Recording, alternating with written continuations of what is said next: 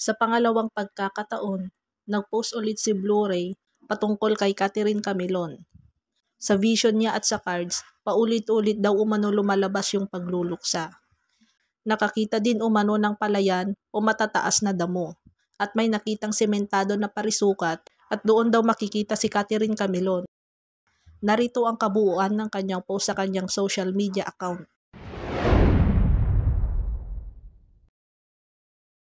Inulit ko, binuod ko na para mas maintindihan. #Catherine Camilon video. #pagluluksa.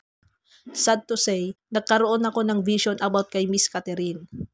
Tama nga yung unang mga lumabas sa vision ko plus sa cards. May pagluluksa talaga at paulit-ulit lumabas yon. Binaliwala ko ang pakiramdam ko. Sa pangalawang pagkakataon, eto na. Nakakita ako ng mga palayan.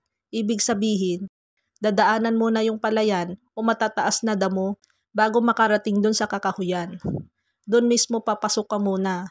Tapos sa pinakaloob ng mga kakahuyan ay may nakita akong sementado na parisukat at malaki yung pagkasemento nun.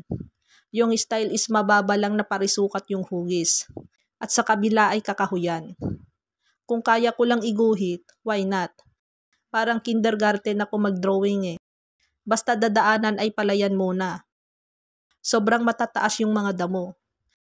Bago makarating sa kakahuyan na may mga puno din, more on kakahuyan, papasok sa loob at makikita yung parang parisukat na gawa sa semento.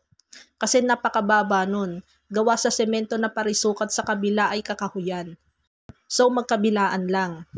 Gets ko na kung bakit ganun yung semento. Di siya flat na semento lang. Para siguro di halata na ganun ginawa nila. Ipinarealize din sa akin. Alamin sa video na ito. Maaring doon makita si Missy. Sad to say, pagluluksa nga ito. Sasabihin ko lang kung ano ang nakita ko sa vision ko. At may nakita akong isang lalaki na naghihilamos at naghuhugas ng kanyang braso sa isang maliit na palanggana.